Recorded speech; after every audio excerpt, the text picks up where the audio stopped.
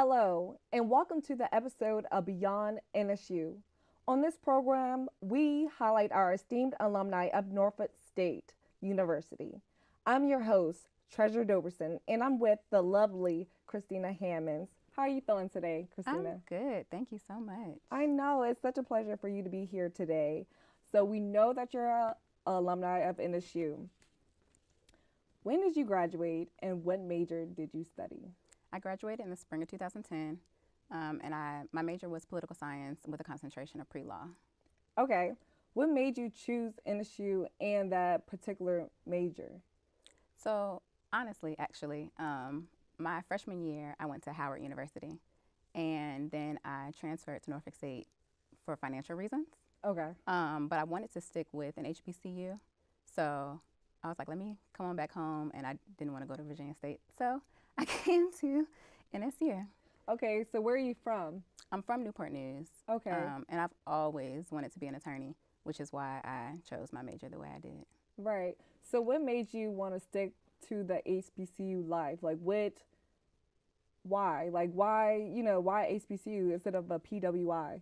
So my high school was PWI, and I wanted to get into a different environment. I wanted to be, I guess, surrounded by quote unquote my people. I wanted to learn more about the culture, Right. and so I was like, HBCU is it like I will learn anything Right. and everything I need to know. I'll get great bonds, and that's pretty much how it happened. So how was it like for you as a student here at NSU? How was that HBCU vibe here? So, ironically, I actually wasn't on campus as much as I guess the usual student or the normal student. Mm. I worked full time and went to school full time and did not live on campus. So, I was only on campus during classes or like extracurricular activities. So, I may not have gotten the full experience like Mhm. some students that actually live on campus, but I loved it. College was great. I agree. I'm going through the same exact thing, and it's a lot of adversity to it. So, can you explain some adversity that you went through with? So, I guess the biggest adversity would be the financial Yeah. point. Um, I worked full time to pay for school, and luckily, the job that I was working, they had tuition reimbursement. So I would pay for school up front, and then I would submit my grades to them, and they would reimburse me.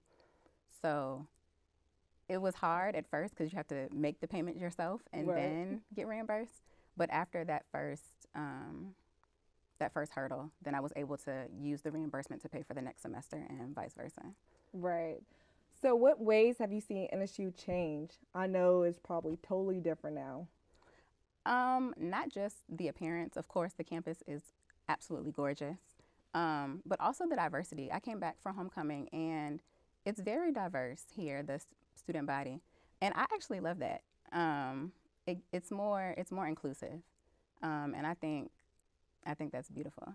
My law school was, they call it like the most diverse law school, and it works. And so when I came back from homecoming this year, I was happy to see the diversity on campus. Right. So, what ways has NSU prepared you for your career?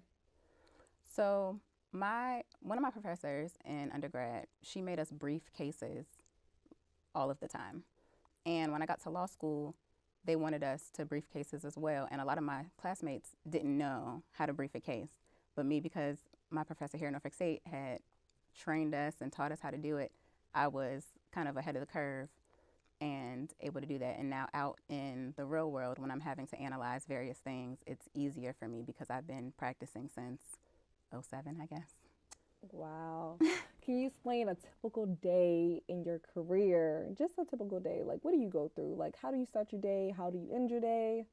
So I start my day with a lot of snoozes. Um, it takes me a while to get up. Yeah. But once I'm up and moving, I actually live in Newport News and I work in Norfolk. So I have that commute, but luckily I work later. I don't have to be at work till 9:30. So I Okay. miss traffic coming across the water. And then I don't get off till, I don't know, between 6 and 7. So I miss traffic going back. But during the day, it's a lot of contracts. I do a lot of reading, a lot of editing documents, meetings with various departments, A lot of collaboration with my coworkers. Um, yeah, meetings and reading contracts. So, do you do anything else on the side of your career? Like, have anything else going? So I actually I have a nonprofit, and I also started my own law practice. It's just me, but That's great. yes. Oh my God, that's so awesome. A Black woman owning a practice. Wow. Yeah, it's right now it's supplemental income, Mm. but I hope to one day have that be my full-time job. Right, exactly, because you want to be your own boss. That's Correct. the goal, and I'm so inspired. Thank you. Can you tell me a little bit more about your nonprofit organization? I really want to hear more about that. So it's called Youth in the Middle, Okay. and our focus is on expanding the middle class through education. What I noticed, and my co-founder, is that a lot of middle class individuals kind of get left out as it relates to financial assistance because they think your parents make too much money for you to Right. get financial assistance. So you either have to work full time like myself or take out loans to pay for school. So we want to give tuition and book scholarships to middle class young adults, starting with graduating high school seniors, going through all 4 years of college. And then we also have a mentoring piece that goes along with it that focuses on professionalism, financial stability, confidence, pretty much just overall conduct, so that once they graduate, they're ready for the workforce and they're ready, like, to do their own. Right. Can you tell me a little bit more about like the youth that's in like middle school and everything? I know that you probably work with them. So we're still in our beginning stages Okay. of our nonprofit. Right now, we're trying to gain funding to be able to like give out the scholarships and do the Right. mentoring. But our thought is that we'll work with guidance counselors in the middle schools and high schools to help educate the students on scholarships and different opportunities for funding, so that once they graduate, they're ready to come on to college and know how to pay for it and afford the schooling. Wow, we need more people like you, man, because our youth really needs it in our community, and you are doing a fantastic job. I don't know how you balance it. Can you tell me how do you balance just having your own practice and to have your own nonprofit organization? Can you tell me just how do you balance it? How do you do it? There's not much sleep.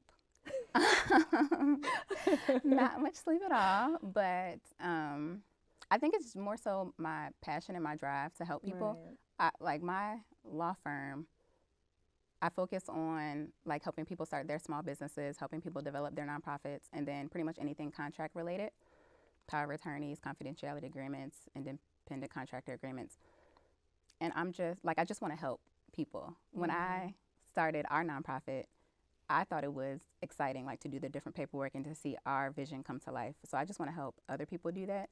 And it's more so my passion that keeps me going, aside from the lack of sleep. Right. So to wrap everything up, how can you accomplish all of these things from your nonprofit organization? Like, what is your ultimate goal? Your ultimate goal. I mean, with everything that you do, what is your ultimate goal? My ultimate goal is to give out as many scholarships as possible. I want to touch and help as many people, as many families as I can. So right now we're applying for various grants. We are on Amazon Smile. We have a Facebook page that has a donation option. We have we're like linked up with Kroger so that when people use their Plus card, a percentage goes. Like we're just trying to find funding so that we can touch as many people. Like that's all I want to do, is just help as many people as possible. That is all the time we have for this episode of Beyond NSU. I would like to thank my guest for sharing her experience and time, and I would like to thank you for watching. Until next time, take care.